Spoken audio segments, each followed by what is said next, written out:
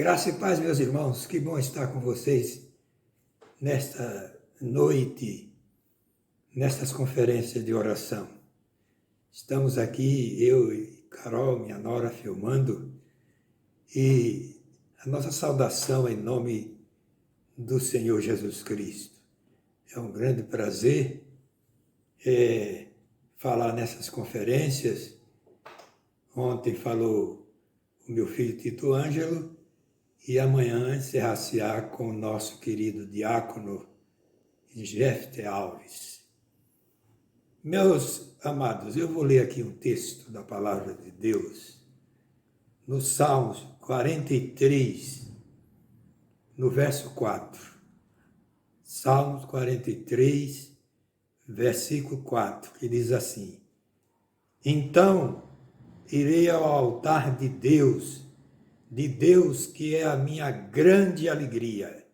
Ao som de harpa, eu te louvarei, ó Deus, Deus meu. Queridos, o tema dessas conferências é muito oportuno. Falando sobre minha vida no altar de Deus. Nesse texto, o salmista, ele mostrou que procurou o altar de Deus, para obter a grande alegria. É interessante, certamente ele estava num período difícil, de tristeza, e ele queria se alegrar.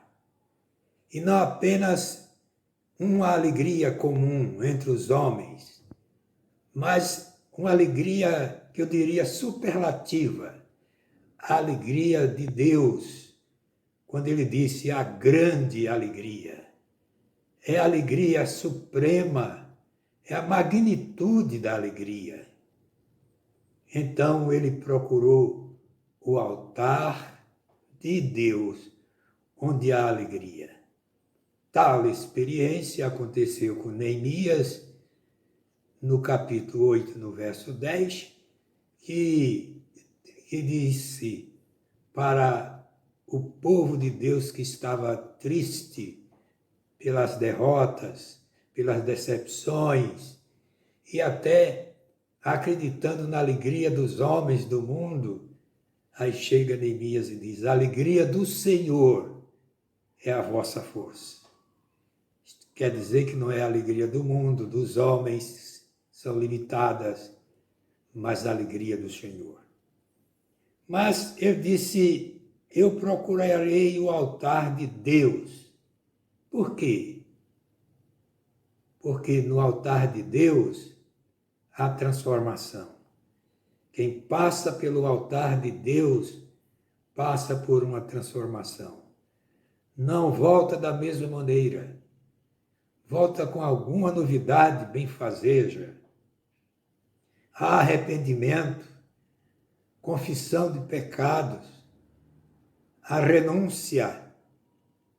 E a Bíblia diz: quem encobre as suas transgressões nunca prosperará, mas os que a confessam e deixam alcançarão misericórdia.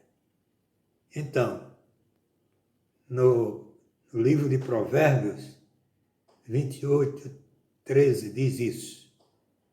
E João, escrevendo na sua primeira carta, ele diz que se confessarmos os nossos pecados, ele é fiel e justo para nos perdoar os pecados e nos purificar de toda injustiça. Então, no altar de Deus acontece isso. Os altares eram construídos através de pedras, de terra e também de bronze. E muitas vezes, com muita oração e consagração, para consagrá-lo ao nome do Senhor. Então, no altar de Deus, há transformação, há mudanças. Mas no altar de Deus também, queridos, há gratidão. As pessoas que chegam no altar e passam tempo em comunhão com Deus, vêm numa ação gratulatória de agradecer a Deus a passagem por ali, a experiência que passaram por ali. Por isso, também há gratidão. Quando o povo de Deus tinha uma vitória, levantava um altar, e era um altar de gratidão. Noé, Abraão, Jacó, Samuel, Davi, quando tinha uma vitória. Elias também levantava este altar de gratidão. Então, quando a gente busca o altar de Deus, agradece pela vida, pela salvação, agradece pela presença de Deus, por aquele momento, fica um momento inesquecível, ao exemplo de Jacó, quando disse que verdadeiramente Deus estava aqui, eu não sabia. Quão terrível é este Deus. Então, há um momento de gratidão no altar do Senhor. Mas também no altar do Senhor há um momento de sacrifício. E altar é construído especificamente para o sacrifício. E isto era feito pelos animais. Hoje somos nós que vamos ao altar de Deus para sacrificar nossas vidas, porque cristianismo é trabalho, é sacrifício, é vida à disposição de Deus, a concepção de que Deus faz tudo e o homem cruza os braços é falsa, não é correta. E por isso nós precisamos passar pelo altar do Senhor e dispor totalmente as nossas vidas. Hoje à tarde eu estava ouvindo a minha neta, a Pérola, cantando, e Deus não quer preguiçosos na sua obra. E ela cantando com tanta clareza que me faz lembrar agora a minha querida neta Pérola. E nossa vida deve estar no altar de Deus, a serviço de Deus e para Deus. O Senhor não quer pessoas ociosas, pessoas preguiçosas, pessoas oportunistas, mas que depositem as suas vidas inteiramente à sua vontade no seu altar. E eu aproveito também para, neste momento, fazer menção que a minha vida eu sempre procurei colocar no altar do Senhor. E por isso que hoje eu estou completando 47 anos de ministério. Exatamente hoje. E se a minha vida não estivesse no altar de Deus, eu não estaria aqui agora. E nestes anos, no ministério em João Pessoa, em Natal, aqui no Recife, como pré-seminarista, seminarista, na primeira igreja batista em Aracaju, e o Senhor tem nos preservado, tem nos conservado. É uma vida a serviço de Deus e no altar de Deus. Mas também, no altar de Deus, há sacrifício, há gratidão, há serviço. No altar de Deus há poder. Poder. Sempre quando se construía um altar, se pensava em colocar ali um recipiente que saía fogo. E o fogo era o exemplo da presença de Deus e do poder de Deus. E, meus queridos, sem poder, o cristianismo não avança. Sem poder, a nossa vida não brilha. Sem poder, a igreja não triunfa. É através do poder de Deus.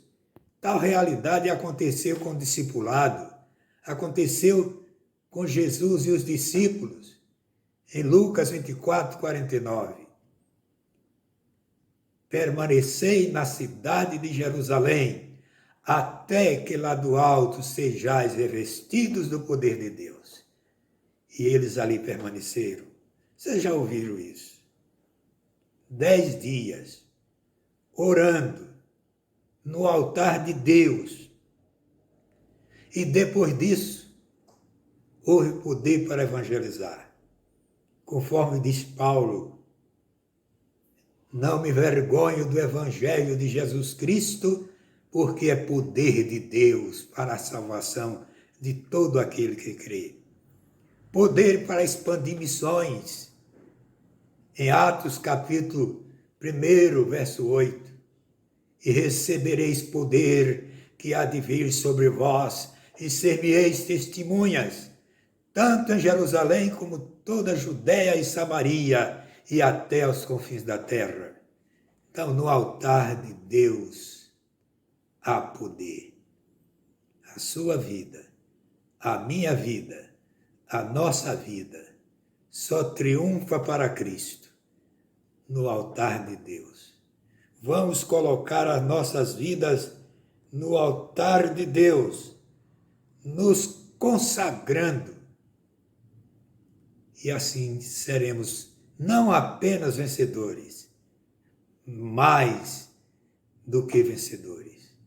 Paulo disse que dava graças a Deus por muitas alegrias e muitas vitórias concedidas pelo próprio Deus. E com isso ele gostaria de exalar o perfume de Cristo Jesus, expandir o nome do Senhor em toda a terra. É assim. De forma que o texto que nós lemos, vamos repeti-lo para ficar bem presente no coração dos irmãos e prosseguir até a próxima quarta-feira.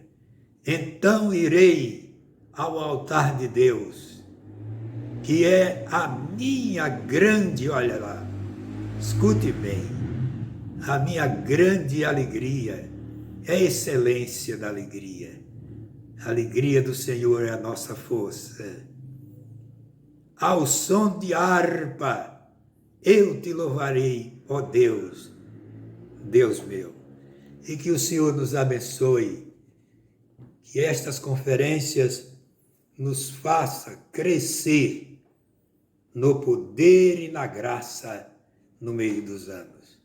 Eu vou orar. Meu Senhor eterno, obrigado pela oportunidade, obrigado por esta palavra, obrigado, Senhor, pelo ministério de oração, a tua serva, a irmã Mariana, a irmã Luciel e tantos quantos têm colaborado no decurso de 15 anos. Que o teu nome seja exaltado desde agora e para sempre. Amém. Que a graça bendita de nosso Senhor e Salvador Jesus Cristo, o amor de Deus, nosso eterno Pai, a comunhão, o poder, as divinas, doces e eternas consolações do Espírito Santo de Deus, sejam sobre nós, conosco permaneçam desde agora e para sempre. Amém.